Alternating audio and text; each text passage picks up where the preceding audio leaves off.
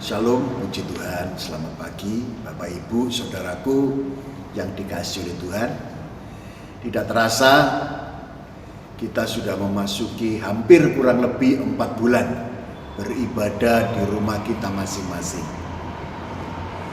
Tetapi puji Tuhan, Bapak Pemerintah Presiden Republik Indonesia telah kembali memberikan suatu pernyataan revitalisasi rumah ibadah, artinya kembali umat beragama diperbolehkan beribadah di rumah ibadah mereka masing-masing, termasuk gereja. Nah, itulah sebabnya ini adalah merupakan satu pernyataan dari Bapak Presiden memasuki yaitu new normal. Artinya normal kembali, artinya kita akan melakukan kegiatan seperti sedia kala. Anak-anak akan sekolah kembali ke sekolah mereka masing-masing. Demikian juga yang kuliah ke tempat universitas masing-masing. Bahkan yang bekerja akan bekerja di kantor mereka semua.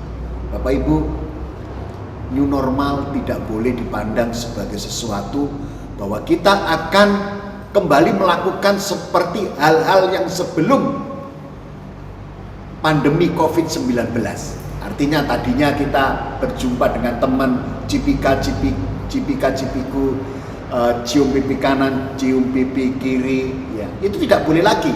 Demikian juga berjabat tangan. Terus sebabnya gereja kembali harus punya aturan permainan. Bagaimana kita bisa beribadah, ya. Seperti yang ditetapkan oleh pemerintah, kita boleh beribadah, tetapi harus ada protokol kesehatan. Artinya gereja menyediakan semua alat mencuci tangan, kemudian hand sanitasi, ya. Kemudian jemaat harus memakai masker. Itu sebabnya besok tanggal 14 kembali kita akan melakukan ibadah di rumah gereja, di gereja kita masing-masing, bukan lagi di rumah kita, ya. Tetapi jemaat harus memakai yaitu masker. Bagi yang kurang sehat, bagi yang tidak dalam kondisi tidak fit, tidak perlu untuk beribadah dulu. Kenapa? Karena kita harus menghargai yaitu rekan-rekan yang lain, ya. Kemudian nanti bangku di gereja itu tidak seperti sedia kala, tetapi ada jarak diatur sedemikian rupa, ya. Tidak boleh kontak langsung dengan sesama anggota gereja, dan sesudah ibadah tidak boleh lama-lama ada di gereja. Semua begitu amin langsung pulang, ya. Jadi itu adalah aturan yang memang ditentukan oleh pemerintah dan kita mau ikuti. Dan yang tidak boleh kita lupakan adalah dikatakan aturannya adalah bahwa ibadah itu sesingkat mungkin, tetapi tidak mengurangi kesempurnaan di dalam ibadah. Artinya nantinya ya kita mungkin ibadahnya nggak terlalu seperti kok cepat sekali sudah pulang. Ya ini memang aturan pemerintah. Nanti sesudah ditemukannya vaksin, ya, dari corona dan semua penduduk di muka bumi ini diimunisasi dengan vaksin corona, maka corona bukan lagi menjadi penyakit yang mematikan atau membahayakan. Corona akan menjadi seperti penyakit campak atau cacar, ya. Dan itu tidak sesuatu yang tidak membahagiakan lagi, ya. Masih tetap dibawa kita dalam doa sebagai umat percaya, ya. Puji Tuhan. Ini adalah merupakan ibadah melalui rekaman, mungkin yang terakhir, ya. Kita akan mendengarkan firman Tuhan. Mari kita buka Alkitab kita di dalam Kisah Para Rasul pasal 1 ayatnya yang ke-8. Jika sudah menemukannya, saya akan membacakannya. Demikian bunyi firman Tuhan.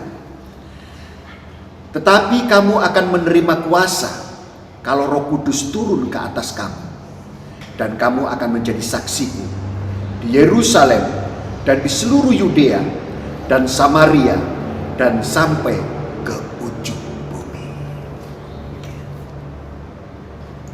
Bapak, Ibu, saudaraku yang dikasihi oleh Tuhan, betapa pentingnya Roh Kudus bagi hidup kita. Peranan Roh Kudus itu sangat-sangat penting.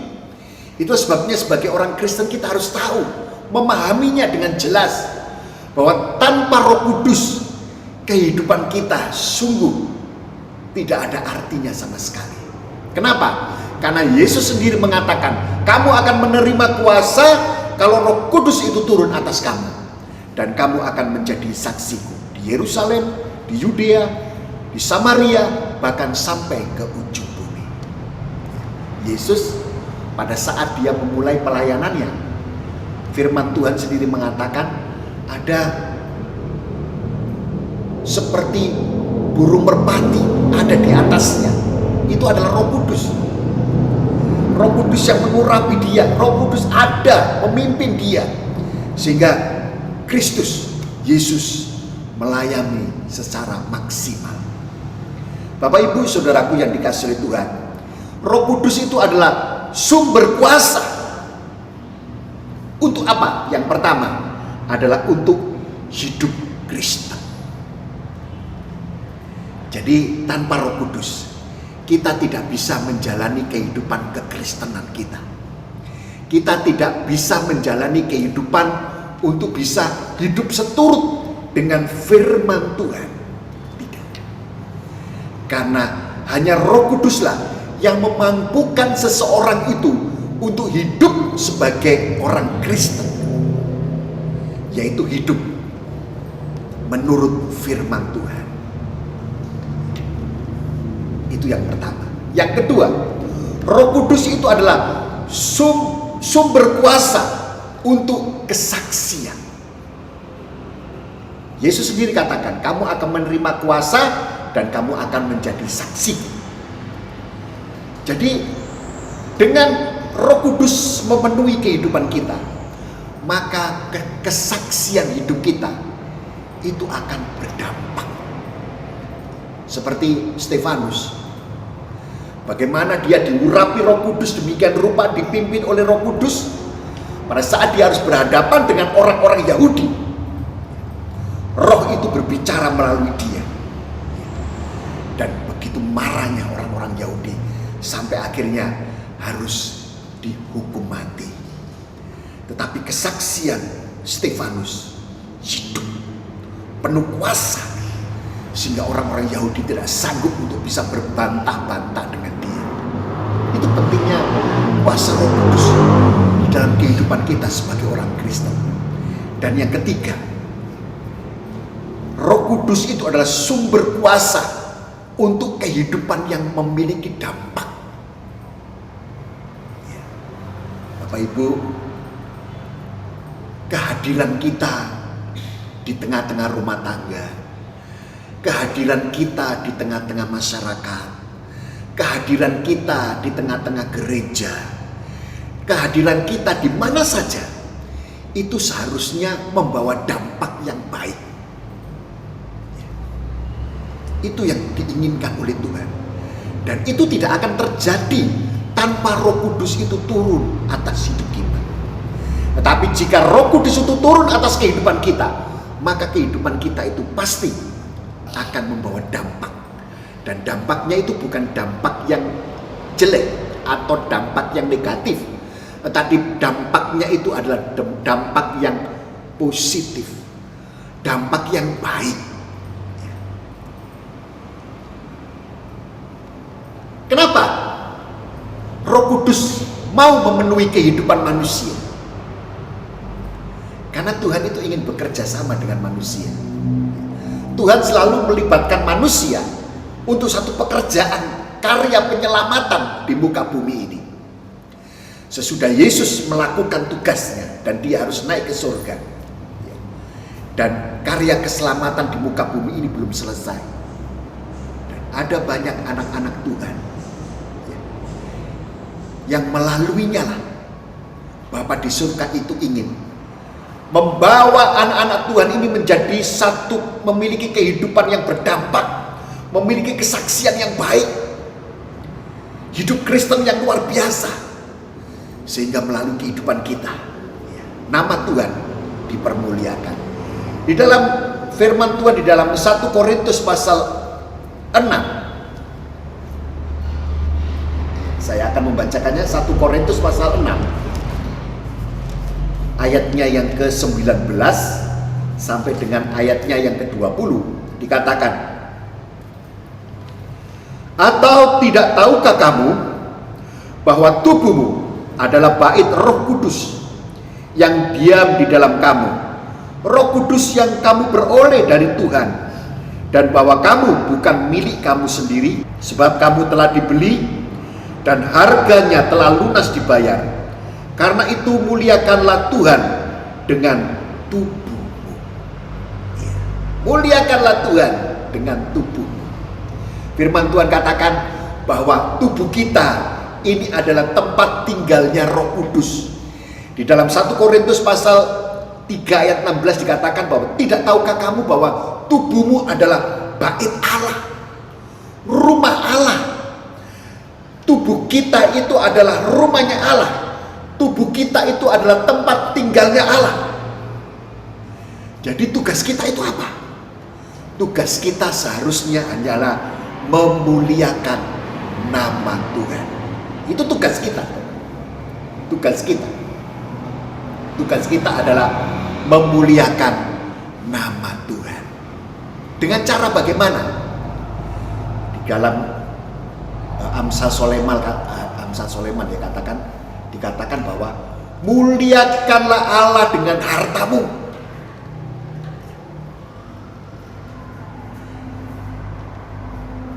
Demikian juga di dalam Perjanjian Baru katakan, di dalam surat Roma katakan, demi kemurahan Allah aku menasihatkan kamu supaya kamu mempersembahkan tubuhmu sebagai persembahan yang hidup, kudus, dan berkenan kepada Allah. Itu adalah ibadahmu yang sejati. Jadi Bapak Ibu Saudaraku yang dikasihi oleh Tuhan, tugas kita sebenarnya yang pertama dan yang utama itu adalah memuliakan Tuhan. Dengan cara bagaimana? Ada banyak cara. Memuliakan Tuhan dengan harta kita, memuliakan Tuhan dengan mempersembahkan tubuh kita sebagai satu persembahan yang hidup, kudus, dan berkenan kepada Tuhan. Memuliakan Tuhan juga mengunjungi, yaitu anak yatim dan janda. Ya. Artinya bukan hanya berkunjung, melihat, bukan, tetapi kita merasakan apa yang dirasakan oleh hati mereka, kesedihan mereka. Ya, tentu apa yang bisa kita lakukan dengan bantuan finansial dan lain sebagainya, itu setidak-tidaknya mengurangi beban moral di dalam kehidupan mereka. Ya, Bapak Ibu Saudaraku yang dikasihi oleh Tuhan, tugas kita adalah memuliakan Tuhan. Memuliakan Tuhan, ya, memuji Tuhan. Setiap hari kita puji Tuhan. Memuliakan Tuhan dengan membaca firman Tuhan, merenungkan firman Tuhan. Memuliakan Tuhan juga dengan penyembahan, pujian, penyembahan. Itu adalah sesuatu hal yang kita lakukan yang juga akan memuliakan Tuhan. Tetapi firman Tuhan mengatakan kepada kita, ada kemungkinan bahwa Roh Kudus itu bisa kita duka citakan, bahwa Roh Kudus itu bisa kita padamkan pekerjaannya di dalam kehidupan kita. Bagaimana seseorang itu bisa menduka citakan Roh Kudus di dalam kehidupannya? Coba kita buka di dalam Efesus, surat Efesus pasal 4 ayat 17 sampai 20. Demikian bunyi firman Tuhan. Sebab itu kukatakan dan kutegaskan ini di dalam Tuhan, Jangan hidup lagi sama seperti orang-orang yang tidak mengenal Tuhan dengan pikirannya yang sia-sia dan pengertiannya yang gelap, jauh dari hidup persekutuan dengan Tuhan, karena kebodohan yang ada di dalam mereka dan karena kedegilan hati mereka. Perasaan mereka telah tumpul sehingga mereka menyerahkan diri kepada hawa nafsu dan mengerjakan dengan serakah segala macam kecemaran. Tetapi kamu bukan demikian. Kamu telah belajar mengenal Kristus. Kita sambung ayat 24. Dan mengenakan manusia baru yang telah diciptakan menurut kehendak Tuhan di dalam kebenaran dan kekudusan yang sesungguhnya.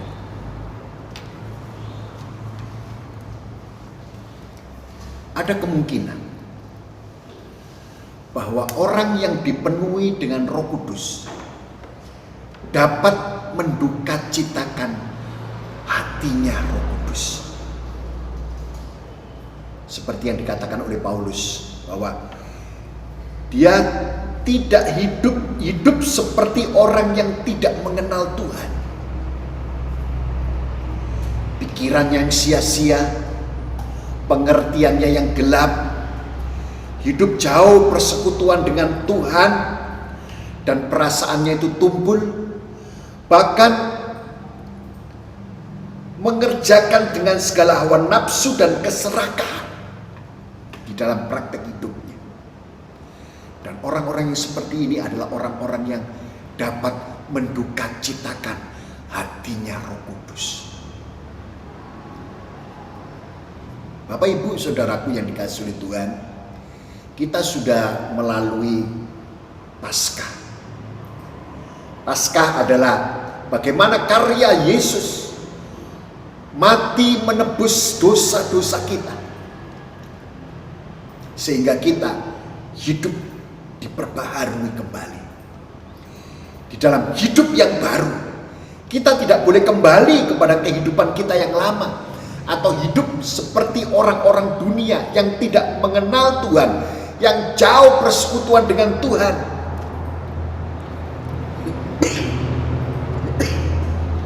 Bahkan melakukan segala kecemaran.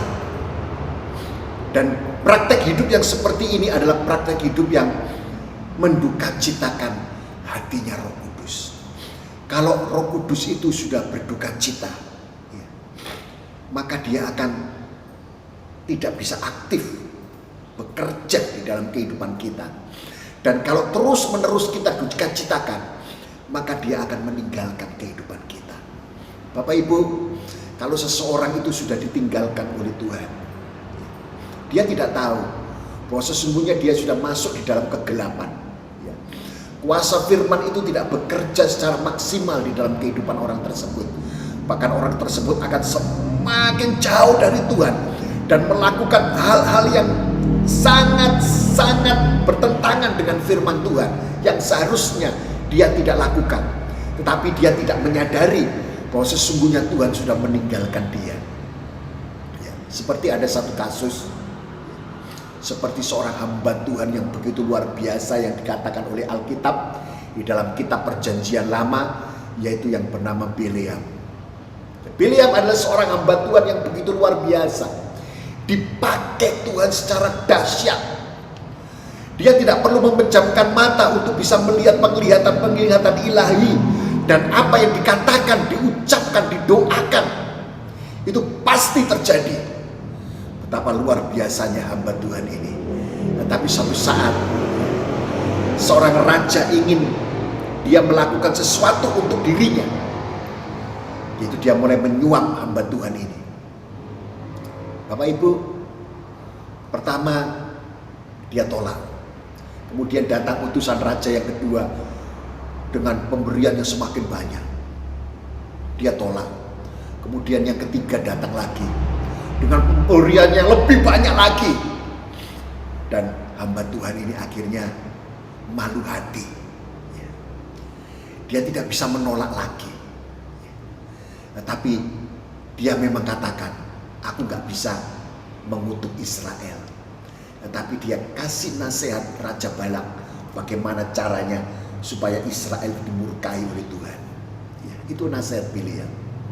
Dan akhirnya Israel jatuh dan dalam dosa. Itu karena nasihat Bileam. Bapak ibu saudaraku yang dikasihi oleh Tuhan, sesungguhnya sudah beberapa kali Tuhan sudah menghadang perjalanannya dengan keledainya yang bisa berbicara pada saat itu. Tapi hamba Tuhan ini tidak ngeh lagi, nggak ngeh. Waduh, kok tumben keledaiku bisa berbicara? Tapi satu saat di mana dia ada di satu lorong yang sempit, maka kakinya itu terjepit, maka Bileam begitu marah sekali. Dan dia tidak tahu sesungguhnya di hadapannya ada seorang malaikat yang sedang menghunuskan pedang.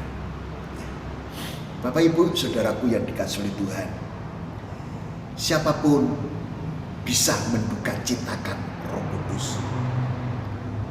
Bukan saja dari kalangan orang Kristen biasa, jemaat biasa, jemaat yang baru bertobat, bahkan dalam level yang tinggi seperti seorang hamba Tuhan, bahkan seorang nabi, yaitu Bileam,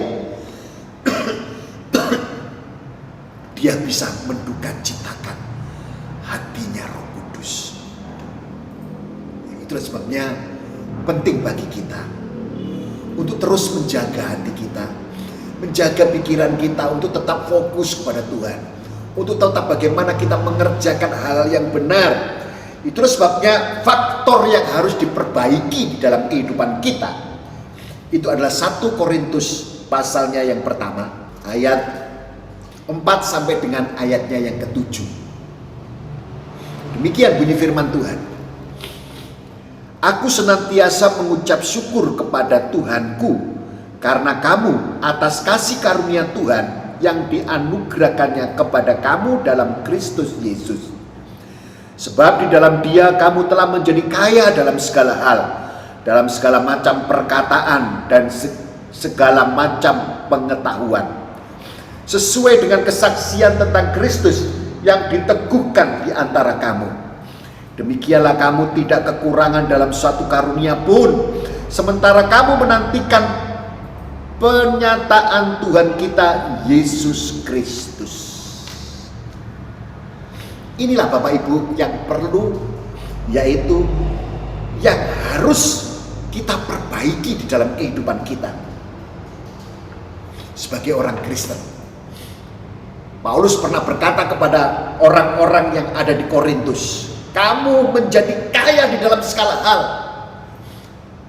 baik di dalam pengetahuan, demikian juga di dalam karunia-karunia roh. Bahkan dalam penantian Yesus untuk datang kedua kalinya. Inilah faktor yang harus kita perbaiki di dalam kehidupan kita. Bagaimana kita bisa kaya di dalam segala hal,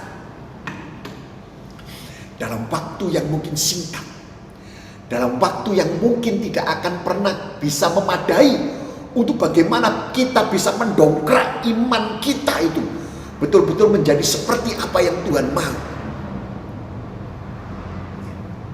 Katakanlah kita mungkin punya waktu 5 tahun, 10 tahun, 15 tahun, atau 20 tahun lagi, dan kemudian kita dipanggil oleh Tuhan. Apakah dalam waktu ini kita bisa menjamin bahwa kita betul-betul sebagai orang Kristen itu menjadi orang Kristen yang kaya di dalam segala hal, dalam pengetahuan, di dalam kasih, di dalam iman, di dalam pengorbanan, bahkan dalam segala hal dikatakan. Dalam segala hal itu banyak sekali, banyak sekali. Ya, saya pikir waktu itu tidak akan cukup, tidak akan pernah cukup dengan kekuatan dan kemampuan kita sendiri, karena kita manusia itu tidak berdaya. Daya kita itu tidak semampu apa yang kita bayangkan sesungguhnya. Kita rapuh, kita lemah. Itu sebabnya kita butuh Roh Kudus untuk terus mengurapi kita, memenuhi kita, memimpin kita, mengendalikan hidup kita, Sehingga kita betul-betul di dalam penantian untuk kedatangan Yesus yang kedua kalinya, kita betul-betul menjadi orang Kristen yang kaya di dalam segala hal. Ya. Dalam segala hal. Bahkan terlebih-lebih di dalam berbagai-bagai karunia-karunia yang Tuhan berikan kepada kita. Bapak Ibu Saudaraku, karunia Roh Kudus itu bukan untuk gagah-gagahan. Karunia Roh Kudus itu bukan itu sebagai sesuatu yang kita berpikir bahwa saya lebih hebat dari orang itu. Ya. Karunia Roh Kudus itu adalah anugerah Tuhan yang dipakai untuk bukan sebagai sesuatu yang kita tonjolkan, sesuatu yang kita sombongkan, sesuatu yang kita bangga-banggakan. Tetapi karunia Roh Kudus itu diberikan untuk membangun. Untuk membangun. Dengan demikian, hati Roh Kudus tidak kita duka citakan. Ada beberapa orang yang menganggap bahwa kalau dia sudah dipenuhi dengan Roh Kudus dan dia memiliki karunia-karunia rohani, beberapa orang berpikir bahwa dirinya lebih hebat dari orang lain. Ya. Dia lebih rohani, dia lebih diberkenan di hadapan Tuhan dan lain sebagainya. Bapak Ibu Saudaraku, di dalam jemaat yang ada di Korintus adalah merupakan jemaat yang begitu hebat, jadi dalam tubuh Kristus ini. Kenapa? Karena jemaat di Korintus adalah jemaat yang boleh dikatakan hampir sempurna. Karena karunia-karunia rohani itu bekerja. 9 karunia rohani itu bekerja di jemaat ini.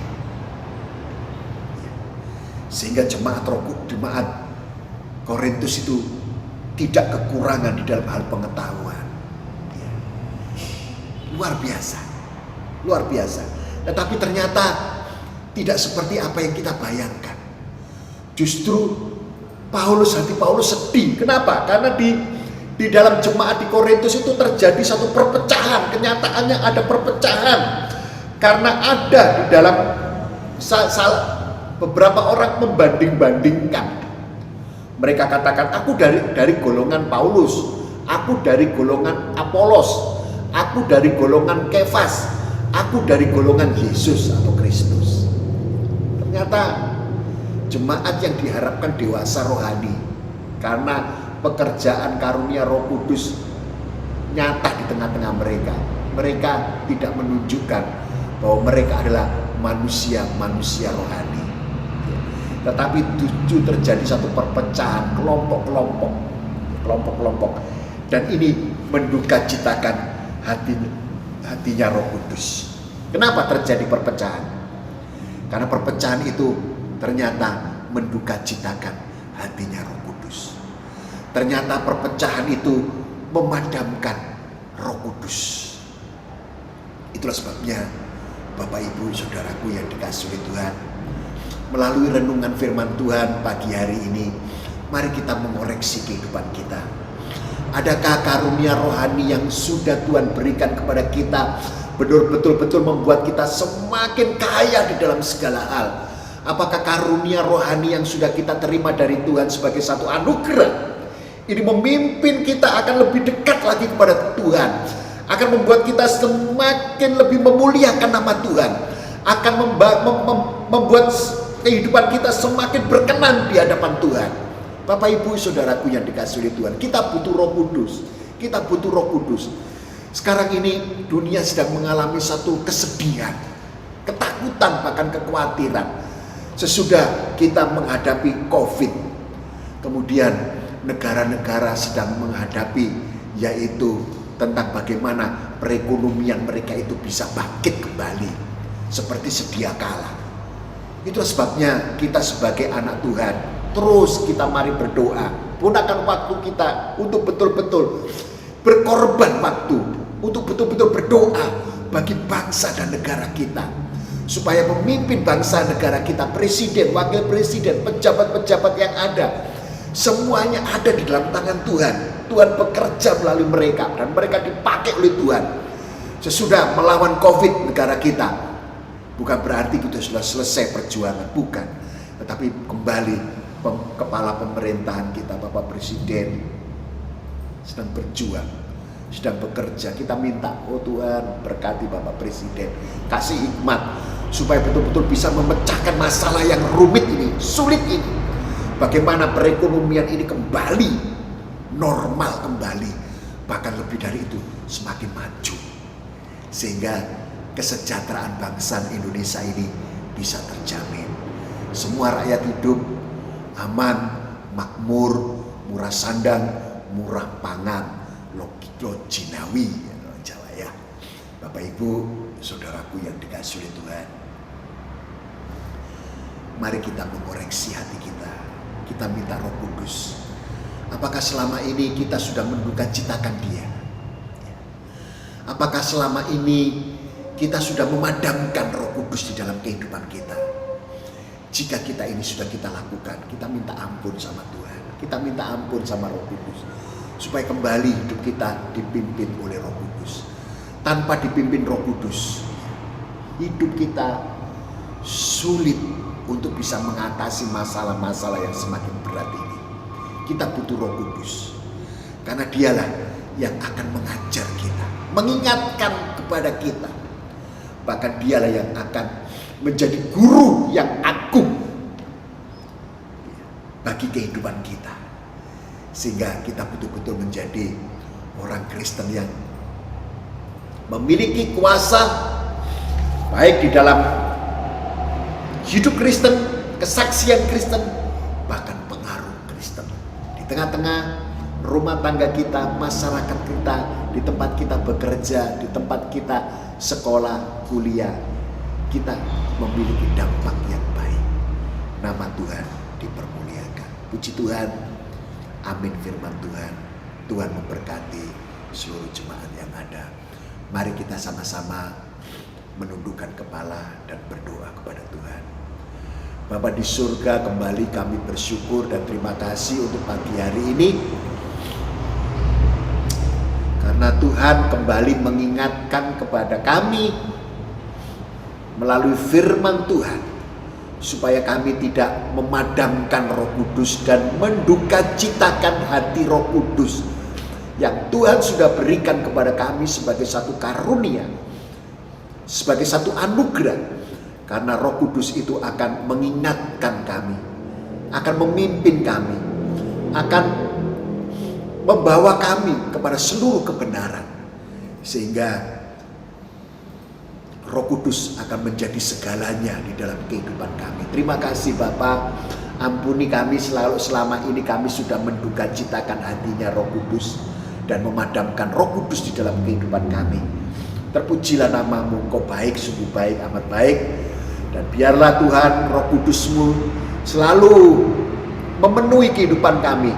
Urapi kami dengan kuasa Roh Kudus-Mu, penuhi kami dengan Roh Kudus-Mu, sehingga kami benar-benar sebagai rumah Roh Allah, rumah Roh Kudus ini, betul-betul hidup kami ini bisa memuliakan Tuhan, sehingga Tuhan dipermuliakan di dalam kehidupan kami. Terima kasih Bapa, berkati seluruh jemaat-Mu, berkati mereka yang sudah menguduskan hari Sabat, kiranya berkat Sabat itu turun atas seluruh umat-Mu. Tubuh, jiwa, roh mereka disegarkan, diberi kekuatan yang baru oleh Tuhan. Dan untuk menghadapi kehidupan seminggu ke depan ini, Tuhan tampil sebagai pembela yang membela, melindungi, menyertai, memimpin, bahkan memberkati seluruh umat-Mu. Apa yang mereka kerjakan, usahakan Tuhan menjadikannya berhasil. Berkati umat-Mu dengan berkat Abraham, berkat Ishak, berkat Yakub, berkat Israel, dengan berkat kehidupan di rumah umat-Mu ada makanan minuman, ada damai sejahtera hadirat Tuhan, suasana surga yang dapat mereka rasakan. Bahkan berkati umat-Mu dengan berkat pernikahan, suami mengasihi istri, istri tunduk pada suami, anak-anak hormat kepada orang tua mengasihi anak-anak, dan anak-anak kami tumbuh sehat, penuh hikmat, akal budi, cerdas dan pandai. Terima kasih Bapa, terpujilah namamu. Berkati Presiden Republik Indonesia Bapak Insinyur Joko Widodo bersama dengan wakilnya, bersama dengan petinggi TNI, petinggi Polri, bahkan kabinet menteri yang ada.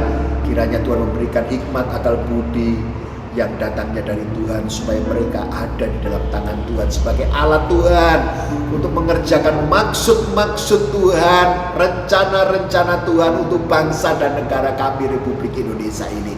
Pulihkan bangsa kami Tuhan, pulihkan bangsa kami yang sedang mengalami Tuhan tantangan untuk bagaimana bisa kembali kepada kehidupan yang normal kembali sesudah COVID-19 ini. Tuhan tolong, Tuhan tolong. Ada begitu banyak rakyat menderita kekurangan Tuhan, kami mohon belas kasihan-Mu, kekayaan-Mu yang begitu melimpah di republik ini. Biarlah Tuhan tangan-tangan yang kudus, tangan-tangan yang suci dari para pemimpin bangsa kami bisa mengolah secara benar dan dipakai untuk kesejahteraan rakyat Indonesia dari Sabang sampai Merauke. Nama Tuhan dipuji dan dimuliakan. Terima kasih Tuhan Yesus. Terima kasih, terpujilah nama-Mu. Kami bersyukur, berkati Tuhan gereja kami. Berkati Tuhan persiapan tanggal 14 yang di mana kami akan beribadah kembali di gerbang gereja, memuji dan memuliakan nama Tuhan. Terima kasih Tuhan memberkati lingkungan kami, Bandar Jaya dan sekitarnya. Ada hujan pertobatan, hujan keselamatan, nama Tuhan dipuji dan dimuliakan. Terima kasih Tuhan. Kami bersyukur. Damai sejahtera Tuhan Yesus Kristus yang melampaui segala akal memelihara hati dan pikiranmu mulai hari ini sampai Maranatha Tuhan datang kembali. Bapak Ibu Saudaraku yang dikasihi Tuhan, terimalah berkat dari Bapa di surga, cinta kasih anugerah damai sejahtera yang melimpah-limpah dari Tuhan Yesus Kristus, serta persekutuan Roh Kudus yang sudah memeteraikan kita menjadi miliknya mulai hari ini sampai Maranatha Tuhan datang kembali. Setiap kita yang percaya, mari kita katakan amin. Puji Tuhan. Selamat pagi, Tuhan Yesus memberkati. Jangan lupa hari Minggu tanggal 14 Juni kita sudah mulai ibadah di gereja. Dan jangan lupa membawa masker sebagai penutup, yaitu mulut dan hidung kita.